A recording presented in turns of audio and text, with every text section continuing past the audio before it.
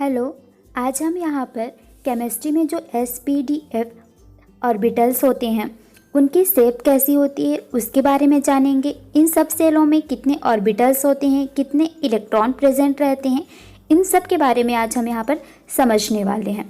तो चलिए हम लोग स्टार्ट कर लेते हैं। देखिए, हमारे पास sp-d-f ऑर्बिटल्स होते हैं, ठीक। इनकी कुछ शेप्स होती हैं कि एक की शेप्स में प्रेजेंट रहते हैं। तो चलिए हम देखते हैं। सबसे पहले हमारे पास है s ऑर्बिटल। तो s ऑर्बिटल की शेप कैसी होती है? ये राउंड शेप की होती है, गोलाकार आकृति होती है इसकी, ठीक। सेकंड नंबर पे है हमारे पास p ऑर्बिटल। तो p ऑर्बिटल यानी कि इसको हिंदी में p कक्षक भी कहते हैं। इसकी आकृति कैसी होती है? तो ये डंबल शेप की होती है, हिंदी में इसको डमरू आकार की कहा जाता है, ठीक। नेक्स्ट है हमारे पास d ऑर्बिटल। d ऑर्बिटल की शेप कैसी होती है? तो ये डबल डंबल शेप की होती है, इसको कि डबल डमरू आकार की बोला जाता है। नेक्स्ट है यहाँ पर f ऑर्बिटल जो है इसकी शेप कैसी होती है? तो ये कॉम्प्लेक्स होती है, जटिल आकृति होती है, ठीक। देखिए, ये एग्ज़ाम में कभी कभी पूछ लिए जाते हैं कि इनकी शेप कैसी होती है। तो हमने यहाँ पर देख लिए कि इनकी शेप क्या क्या होती है, ठीक है। अब हम यहाँ पर आगे बढ़ते हैं। देखिए, sp-d-f यहाँ पर जो ऑर्बिटल्स होते हैं जिनको कि सबसेल कहा जाता है, इनमें कितने ऑर्बिटल उपस्थित हैं, कितने इलेक्ट्रॉन प्रेजेंट रहते हैं, वो यहाँ पर हम लोग समझने वाले हैं। सबसे पहले हमारे पास है s सबसेल। देखिए, जो s सबसेल है उसमें कितने ऑर्बिटल हैं? तो यहाँ पर हमारे पास एक ऑर्बिटल है, ठीक। इसमें कितनी इलेक्ट्रॉन प्रेजेंट है? इसमें 2 इलेक्ट्रॉन प्रेजेंट है। अब देखिए, जो 2 इलेक्ट्रॉन प्रेजेंट है यहाँ पर जो एरो है वो देखिए इस तरीके की है, ठीक। ये दोनों क्या होते हैं? डिफरेंट होते हैं। एक पॉजिटिव बोला जाता है और एक नेगेटिव बोला जाता है, ठीक है।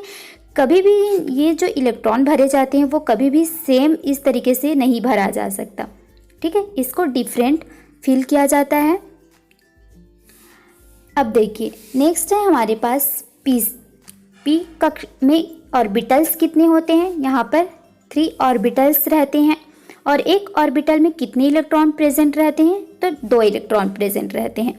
अब देखिए, यहाँ पर एक ऑर्बिटल में 2 इलेक्ट्रॉन प्रेजेंट रहते हैं, तो हमारे पास कितने ऑर्बिटल हैं? 3 ऑर्बिटल हैं। तो कितने इलेक्ट्रॉन यहाँ पर रहेंगे? 3 × 2 6 इलेक्ट्रॉन हमारे पास प्रेजेंट रहेंगे p सबसेल में, ठीक। अब नेक्स्ट है हमारे पास d ऑर्बिटल। d सबसेल जिसमें कितने ऑर्बिटल हैं?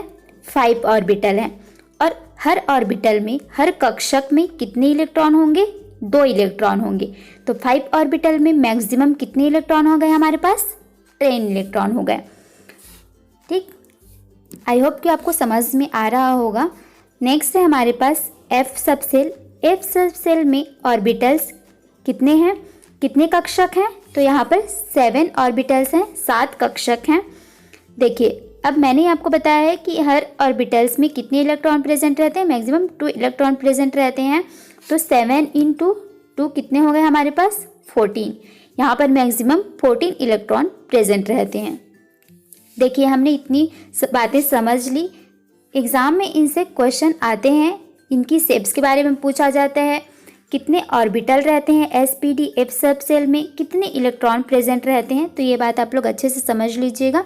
वीडियो को ध्यान से देख लीजिएगा। वीडियो अगर आपको पसंद आया तो अपने दोस्तों के साथ भी ज़रूर शेयर कीजिए। Thank you.